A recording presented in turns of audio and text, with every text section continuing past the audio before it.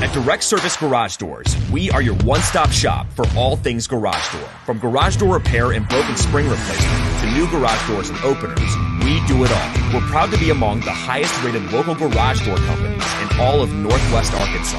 Our highly trained technicians are available 24 hours a day at no extra cost to you. So if you have an emergency, call us today, 479-203-5880, or visit our website at directservicenwa.com. Don't wait days. We'll fix it now.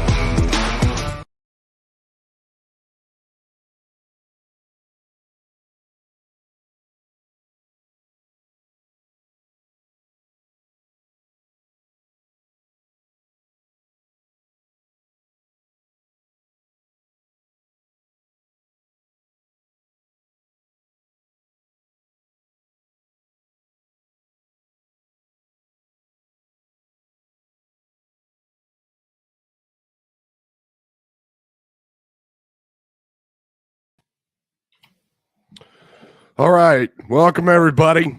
It is Hogville Net Live on Thursday. I'm Ty Hudson. Dudley Dawson is with me today. Let's kick this thing off. 3, 2, 1, yo. All right. There we go. I'm wearing glasses because I've got an eye that is like swelled shut. My voice is starting to come back. I've been kicking. Well, whatever I've had this week has been kicking my ass. I'm not going to lie, but I'm here. And Dudley's here. I'm wearing glasses because I'm old. They go with everything that's going on there. You've got the Celtics shirt, the background.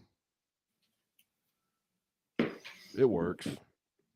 It's a good look. Hey, by the way, I tagged you on Twitter, but you did a really good job subbing in for on the Ask Mike segment for Mike Irwin. You did a really good job, man. Appreciate it. I'm doing it again next Monday, and also going to be on Sunday to discuss the bowl. From one guy who's on AARP to another guy who's getting the letters and about to sign up. Are they just going to rename that show the AARP Gentleman? Ask the AARP. Maybe old farts. I don't know, old grouchy farts. So I think you're less grouchy than Mike, though. I've been in the same room with. I know you have too, but I've been in the same room with Mike Irwin in the media room. He's less grouchy than Oscar the Grouch. Even with our Muppet theme today, Sesame Street. Yeah. All right. Well, everybody, thanks for being here. Also, thank you guys for taking time out of your day to be here as well. We're going to try and get you updated. We've got an update on Jordan Dominic. We're going to talk maybe some bowl scenarios, and of course, the transfer portal will be the three things that we'll focus on. If you guys would, after the show, make sure you go over to hogville.net.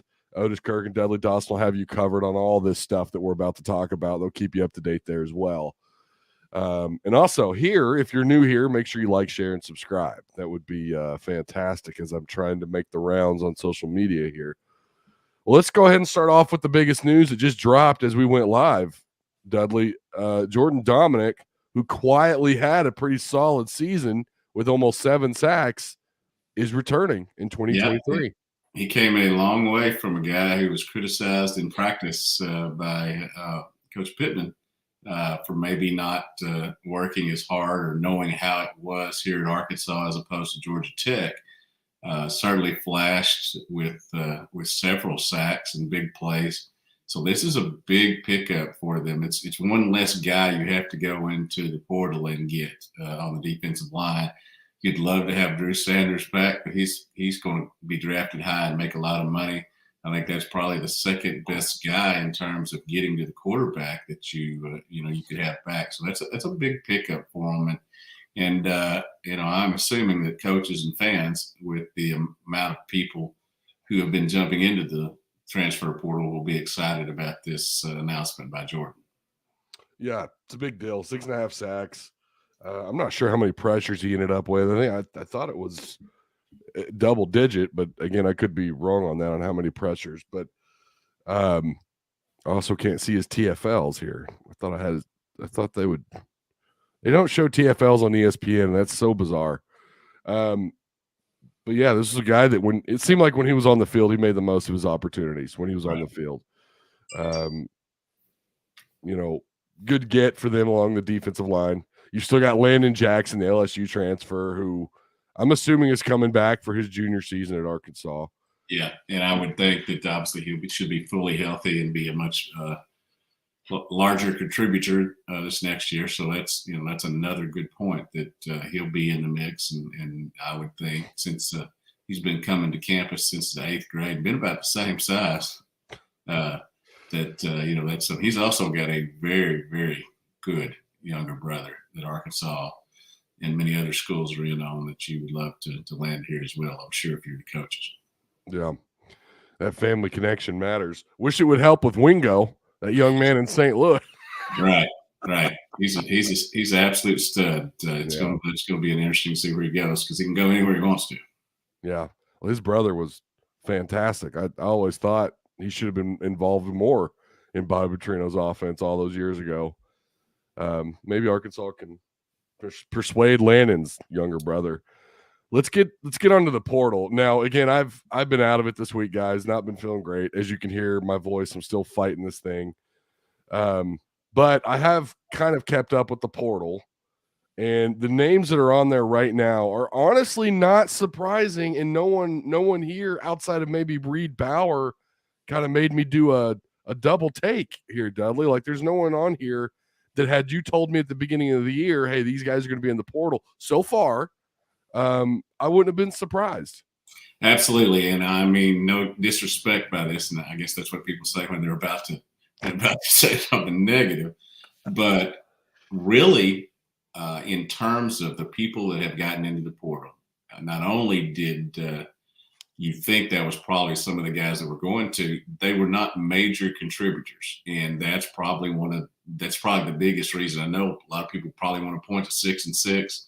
People jumped in the portal after 9-4 too. People were jumping in the portal at Georgia, Alabama, Ohio State, all these other places too. It is a thing now where you're not playing, regardless of the record of your team, you want to go find some place to play. It is free agency in college football, and they have, they're using it to the players' benefits. And I know a lot of people get upset about it, but in no other forum do I think that people get upset about people trying to move and find a better job per se. And I think that's what this is. College football is a big business, has been for a while, and this is added to the fervor and passion for fans, and that they hate that you basically it's your girlfriend breaking up with you. Now, some of them you're okay with, some of them you're not. But right now, I think, as you were saying, I don't think there's been any surprises other than Bauer, and he shared the punting duties with Mason Fletcher this year. So, you've got Fletcher, and I'm sure they'll have some other guys walk on to help in that regard as well. Yeah, Reed Bauer, that was the situation this year that was really bizarre. It felt like they were doing everything in their power to hand the baton off to Fletcher this year. It's fully handed now. Yeah, it's fully handed now. And Fletcher would come on the field, and I got to say, I think his one thing that he might have over Reed Bauer is his accuracy as a punter. I think we've seen him spot several back behind the 15 and 10 yard line. But Reed did as well. So I always wondered just kind of what they were thinking with that. I don't know if that was a Scott Fountain thing or if that was Sam Pittman. I'm assuming it was Fountain. But now he's in the portal. So you can argue right now, on paper at least, your best punter between the two is in the portal. So that one was a little bit surprising. Yeah, and you ended up seeing more practices, I think, in season than I did. But Fletcher, fantastic practice punter. Yeah, and that's probably why he got the nod to punt on several of those occasions. But at the same time, it's all about what you do in a game. Matt Jones, love him to death, was not the best practice player ever, but you put the ball in his hand in a game, he would make a play. That was back in the day when Houston Nutt, I don't know who the SID was then, you would know this, but like fans could go watch them practice on the practice field. I remember going. I remember being Matt Jones is a little bit older than I was, but I can remember being in high school and going and watching him practice. And one of the first things that, my dad, of course, read all your articles, and he read all the stuff around the paper, around the state, because back then you didn't have all these fancy websites. Mm-hmm. And one of the things that was talked about was Matt's demeanor in practice. Like, yeah, he is what he is on the practice field, but when he gets out on the field to do his job, he does it. Those teams would have been so much worse without Matt Jones. The word gamer was invented for him. I think so. Yeah. I'd never heard of it until him. Mm-hmm. I mean, really, if I'm being honest, I'd never heard of the term until Matt Jones came along at Arkansas. But yeah, I guess that's what's going on with him, and hopefully they see some improvement there, because when Fletcher was on the field, when he was punting, you just didn't know what you were getting. Mm-hmm. So there is that. We have a question, and we're not. I was going to segue into this later, but we'll go ahead since Elmer Fudpucker asked this question. I love these names. Are they waiting to make any coaching changes until after signing day? Yeah, it's interesting. Obviously the first signing day comes up about let's see, a little less than 3 weeks now. We'll have a period there, then obviously have another one in February. I think that there are probably some discussions going on. In fact, I know there's discussions going on not only with the kids but with the coaches.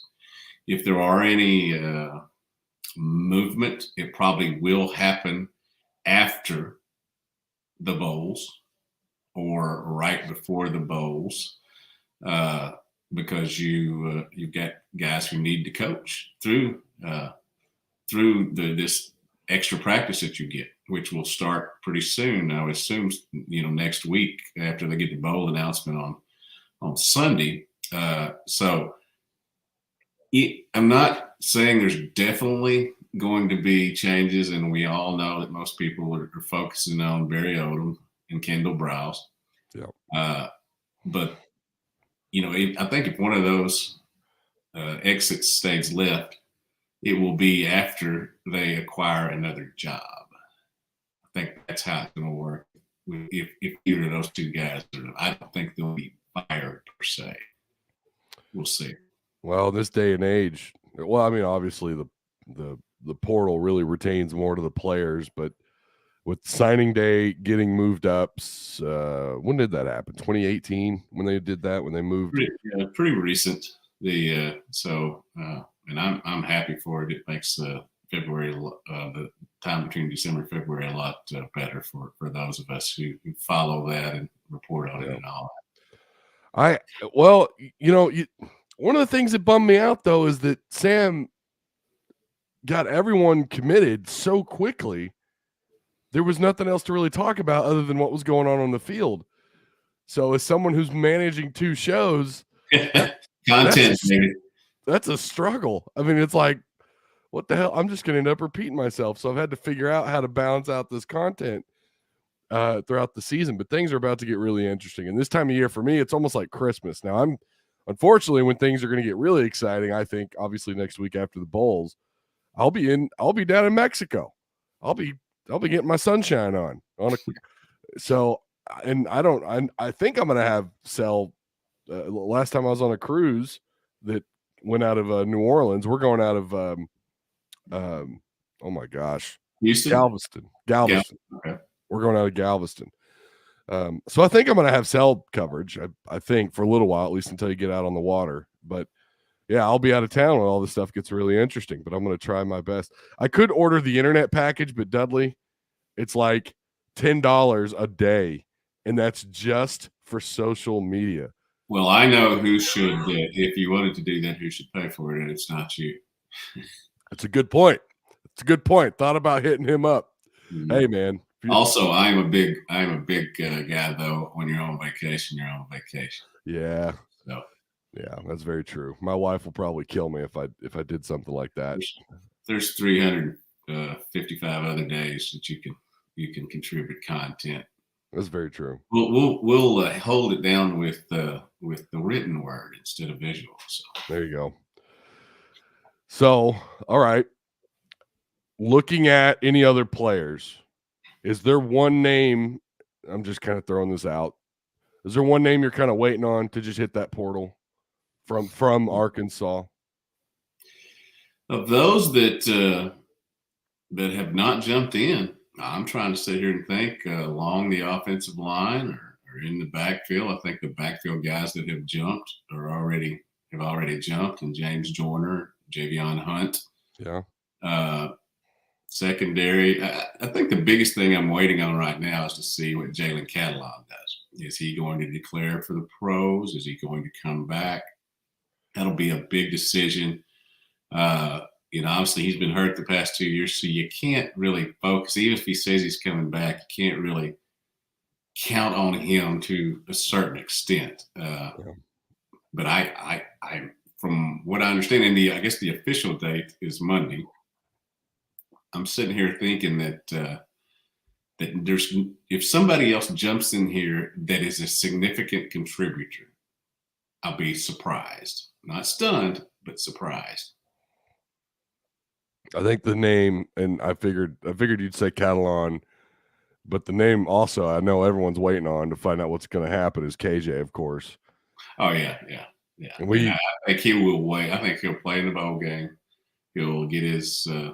I should say, I anticipate him playing in the bowl game. I wouldn't guarantee it, but I'm sure he's going to get the NFL draft info that they get. I personally think it would be better for him to come back, go through a season healthy. Yeah. But then again, if his name was KJ Dawson, then Dad here might be taking the route of not getting hurt and going ahead and jumping into the NFL draft. We'll see. That's certainly a big decision. But I'm always of the mind, since this portal thing has happened, I think people are staying here till they're not. It might be different, but I think that he's in a situation where he could improve his draft stock if he comes back. He'll get drafted. There's no doubt about that. I mean, there are teams that I know love him and what he brings to the table and believe they can polish him up even more. But at the same time, when you are playing in college football, it's easy to get hurt. It's easy for your draft stock to go down too. So you make a decision, and I'm sure that'll be coming.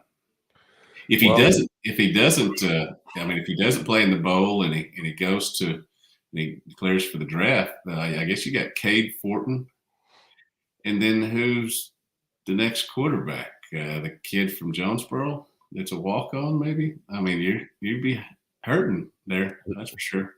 Johnny be good. John, I mean, I think they might ask you or I to suit up. I can read defenses. I don't know that I can run the ball though. I can tell them what they need to do. I'd put that Kentucky quarterback, the hefty lefty. Oh yeah, Jared Lorenzen. I'd put him to shame. That's what I would do. Not on the field, just being fat in a football. I bet you could get 1 yard though. You wouldn't have to bring the tight end in. Speaking of KJ, PFF, Pro Football Focus, rated him the 9th overall quarterback among Power 5 quarterbacks. That's a distinction. Some fans, I've had people ask me about this. That's not overall. You got to remember there are some non-P5 quarterbacks out there that had solid years, but this is PFF's top 10 quarterbacks among the Power 5, and KJ comes in at 10th. Drake May, who's a freshman quarterback, by the way, at North Carolina, came in at 1st. Bryce Young 2nd. Hendon Hooker at 5th. Speaking of Drake May, the North Carolina quarterback, is Jacoby Criswell going to make a move? That's going to be interesting to see. And if he does, will he come here? Drake May pretty established there.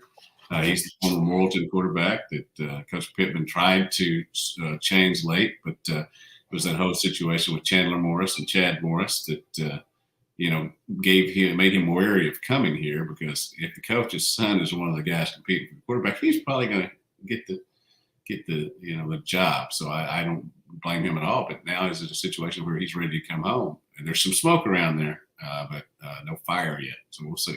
That was my next segue, was players grabbing players out of the portal. And there's some names I have here. Andrew Armstrong, who's on, and he's coming on an official visit this weekend. Is that right? Today's Thursday. He'll be here tomorrow. Yeah. Okay. He'll be here this weekend. So, yes, offensive lineman from Florida as well. Yep. Who Pittman recruited, Joshua Braun. Pittman recruited him. At least I believe. I thought I read that somewhere. Yeah, that's right. And I'm telling you, if you're making an official visit in this run up to December 18th, then I think you've got a pretty good chance of getting these guys. Andrew Armstrong would be certainly a fill-in for Jaden Hazelwood, who's decided he's going to entertain his pro aspirations. So that, and he's 6'6", 189, had tons of catches at Texas A&M Commerce, which doesn't play an SEC schedule, but you could tell just from watching his tapes that he's somebody that could probably come in here and contribute. So you've seen his film. Very pretty skinny, but most 6'6" people are. Yeah.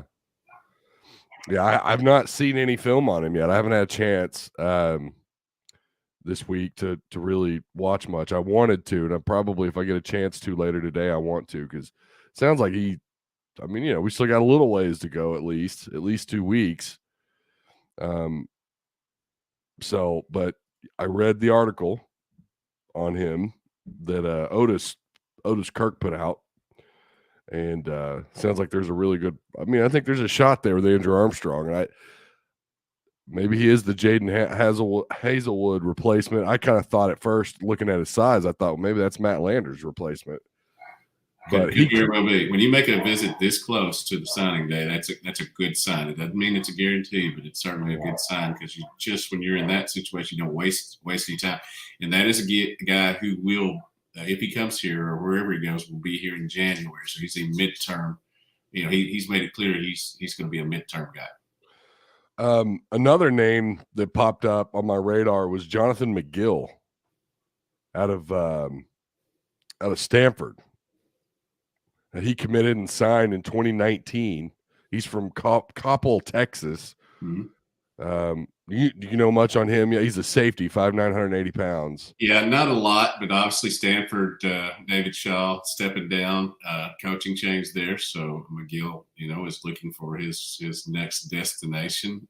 We all know that they need some help in the secondary. Not only are you probably losing Catalan, but you've got some others back there that Kari Johnson, got into the portal, and you've not got probably the depth that you want back there anyway. So I'm sure they're going to bring in, at least 2 back there, maybe 3, and it's one of those things that pretty much except tight end, they need help all over the place within the portal. Oh man, yeah. Secondary and I still think linebacker. I still think linebacker is going to be a spot, especially with Drew Sanders taking off. Bumper Pool's not coming back. We all know that. He's already declared for his opportunity at the pros. We wish him the best of luck. Drew hasn't announced, so don't anyone quote me on that yet. He's not announced, but the assumption is that he's going to go pro. And that kind of leaves them with, I know they got Jordan Crook and Manny Powell, Fayetteville. Of course, Christopher Pupal. Woodard actually looked pretty good in fall camp. Woodard, the walk-on, looked pretty good. I don't know that he'll see much playing time in the near future or not, but I still think they need a little bit of help there. And then, of course, the secondary is just, oh my gosh, that's got to be, I don't know, the number one spot. One of the things I think some people, I know you didn't, but one of the things some people have probably forgotten is Ladarius Bishop will be coming back, and he would have probably been a starter, or at least he was in the conversation and started, the previous year a lot. He should come back, and if healthy, lock down one of those corners, you would think. But again, you need more depth overall there. Awesome wants to know, can y'all clear up how people are taking visits without the portal actually being open? Well, the two that are coming here this weekend, I know made their intentions clear earlier, and I don't know if that factors into things because they jumped in at the fourth game of the season, I believe, at least on the offensive lineman, and so I'm not sure technically because I haven't looked at it, but that is a great question, and we'll ask Otis or ask the compliance people at the University of Arkansas and put that on the site in the next hour or two. There, look at that. You ask and we follow up if we don't know, if we don't have the answer. It's a new wild west out here, and that's a very good question though, because technically it's supposed to be the 5th. So yeah. Well, I tell you, they make it up as they go with the NCAA, and that's just what's so, I don't know, it makes our job a little bit more difficult to try and nail all this down when they make all these changes and everything. But I do remember one thing now. It's it has to do with your team's season being over with too. So that factors in. I remember that being one of the dynamics when they announced that if your season was over, there was a little bit of time that you could get in. So, and then when it closes too, because I remember when Mike Woods, and we always bring that up, but I guess that's because it was the most shocking at the time. I mean, he hit the portal right after the day after spring camp was done, like the final scrimmage. Why not go through spring practice at your other destination? But that was weird, And I'm sure that the coaches were blindsided by that, as a lot of us were, because I mean he was putting in the effort here. He thought he was going to be here, but I'd love to have a talk with him one of these days and see how that totally went down. I don't know that there wasn't some talk, with the family and the high school coach and all that, which is skirting a line, but I guess is legal. Well, yeah. Oh man, yeah.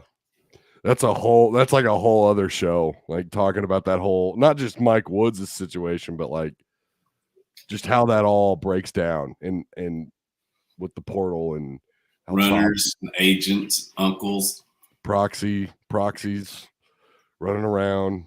Yeah. John Ridgway's case, girlfriend. Yeah. And dog. He claims the dog made the decision. So yeah. Austin says, "You the man, Dudley." Cool. That's a moderator in my Discord, by the way. Austin is. Cool. Michael Wilmoth says, "I hope Bishop and Carter make it back to Arkansas."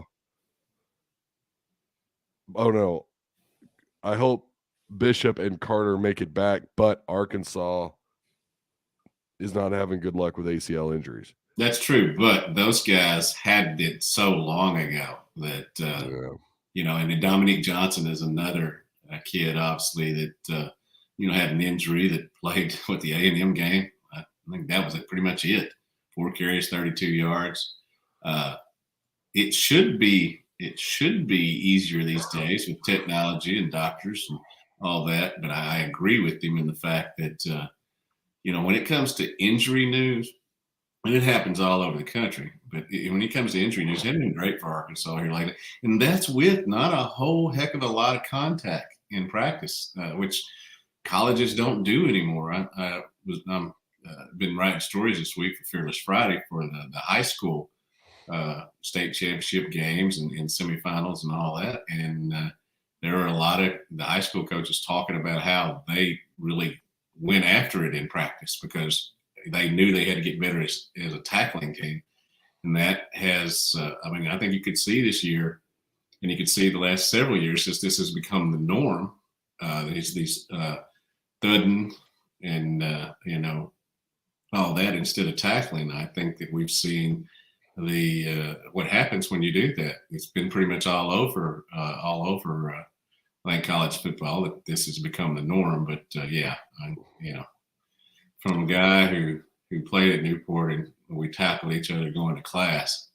You know, and water. You need water? Yeah, sure. You know, it's I'm doing the old man get out of my yard thing, or I will tackle you. Yeah, I mean, it wasn't all that long ago. I mean, you know, I played a little while at Fayetteville and Ramey Junior High, and it seemed like then it was about being as physical as humanly possible without, you know, risk of injury, or doing the best you could to risk injuries or to not risk further injuries. In high school, I made my last tackle 42 years ago on a football field. Now I've made several in bars since then, but that's neither here nor there. At the Odd Soul. No, I haven't tackled anybody at the Odd Soul. My tackles were limited to Shirley's and Springdale and Dixon Street. So well, I was usually trying to help break up things, which I'm too old to do that these days. You know, yeah, I just let them go. I still remember, you know, the facilities these kids too have. It's funny how that's worked out. The facilities are unbelievable, right? I can remember at Fayetteville we had a like a double wide trailer next to the youth center where parts of the floor would collapse, and that's where you did your your dead press or bench press or squats or whatever. A little bit better these days. Oh my gosh. And yet the actual contact on the field is softer. It's less. Now, I don't know. Casey Dick kind of strikes me. I was at that Fayetteville Springdale game, and man, he gets animated. Holy cow. And John, our photographer, was like, that can't be Casey. He was like, I think that's Casey. I think that's Casey Dick. He gets pretty animated. So I'll bet his practices are pretty physical. I've gotten in trouble on the radio before, but I do think it has been the wussification of college football, the wussification of high school football.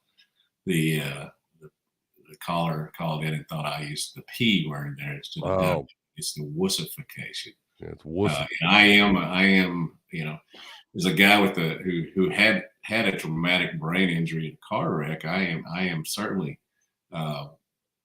cognizant of the need for safety and health there, but I think we go overboard a little bit too much. Well, and going back to the Razorbacks, what was interesting, again, I'd never been to a fall camp before. This was my first year to ever have that kind of access. But I remember the year before, the talk out of fall camp was how physical they were in practice. Now, I don't know what changed. Maybe Sam was just saying that. I don't know what the media. It was compared to previous regimes. I see. You know, I don't think it was anywhere near like what they had back when Houston Nutt was coaching, Jack Crow, Danny Ford, those.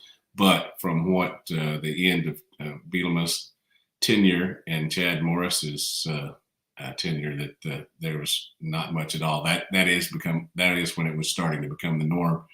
And Coach Pittman came in and truly put the hammer down and wanted his team to get more physical instead of these thin, quick offensive linemen. And so I think they did do more there, but still it was nowhere near what it used to be. Yeah. And I don't think it ever will, to be honest. That seems to be the new thing to do. Michael Wilmot's question, it's another thing. I guess I kind of totally forgot Taryn Carter. You know, keep forgetting about him. Yeah, he didn't play this year. No, healthy. He was coming. You know, so that's a big pickup for me if he can get back healthy, which I assume you will be. Did he announce he's coming back? Do we have an announcement on him? No.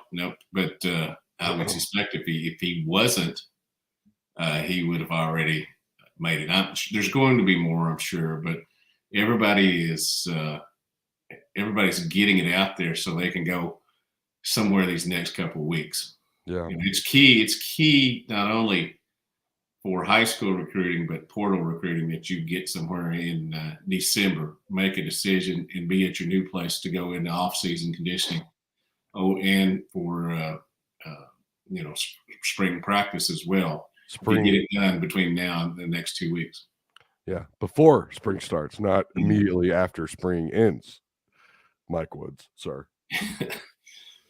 Shots fired. I'm just kidding. No, Mike's a good kid. I miss his videos he used to upload.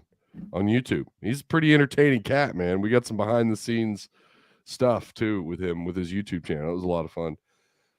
Yeah, I'm with you. Torrin Carter. You can't say that 10 times fast. Would be a big return for them because he had such a great spring camp and was really trending in an upward projection and trending in the right way. And then he, of course, we saw it happen. I mean, it happened on TV. It was unfortunate, and I don't know that they missed him a ton because I do think the defensive line, we saw improvement up front. I mean, we really did. Yeah, especially early and some late. Like the rest of the team, there was a mix there in the middle that where I don't think they played their best, but I'm sure that's one of the things that will be addressed. There were many new coaches that came in last year. Many of them after that signing period is one of the is it callers? What do you say? Callers, posters. Commissioners about the coaching changes coming after signing day. There were many that there were a lot of switches in college football after that, and some of them were here at Arkansas. I'm sure that there's just history tells you that that's going to happen. Everybody wonders why. I think why the strength and conditioning coach, Jamil Walker, was canned within 24 hours. But from everything I've heard, that was a combination of on-field and off-field stuff, and it was just a move that needed to be made. Yeah. That wasn't on my list of things to ask you about because I felt like you'd been asked that to death, and it's been addressed so many times. But, yeah, that was an interesting – I mean, it wasn't even 24 hours after the game ended, and they fired him. And people were all saying, oh, that's not the one that needs to go. Well, that was just the immediacy thing. And I do think there's some appeasement there as well. You got to tell the fan base you're not happy. Yeah. But at the same time, that had far more to do with the situation than appeasing the fans. Yeah, that's what I've read. No one's told me a thing, but that's what I've read. It certainly seemed like there was something maybe internally going on. And they need to make that change. And look, I mean, I don't know. Arkansas did struggle from the goal line. They struggled from the goal line. Hasn't happened in 2 years.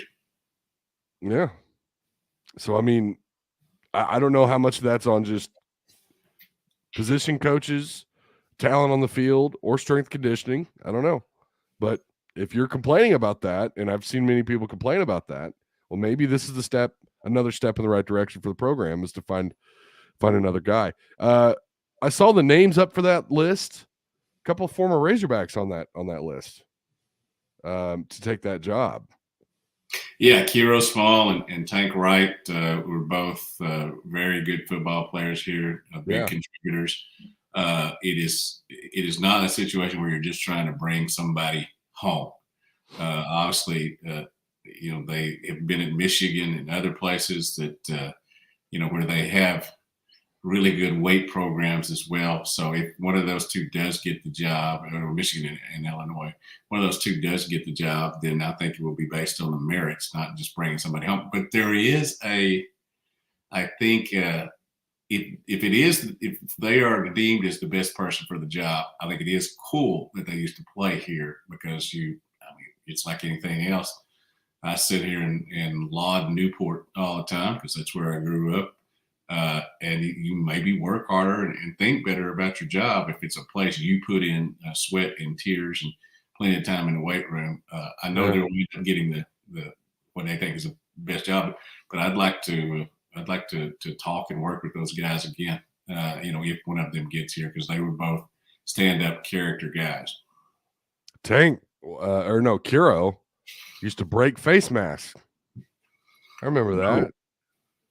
Weren't they like counting the amount of face masks that he broke or something? Yes. Wasn't that his thing? It was one of the dynamics that came along with his physical play. So, good Lord. So, all right. Well, I think that's going to do it. We got a good 40 minutes in here, quality content. I do apologize. I am a little bit behind. I think, Dudley, you've caught me up, sir, and I do appreciate that. To everyone in chat, we appreciate you as well. Make sure on your way out you hit the like button, subscribe if you haven't already. Go to hogville.net for all the content about the portal and coaching changes and this and that. Dudley and Otis have you covered.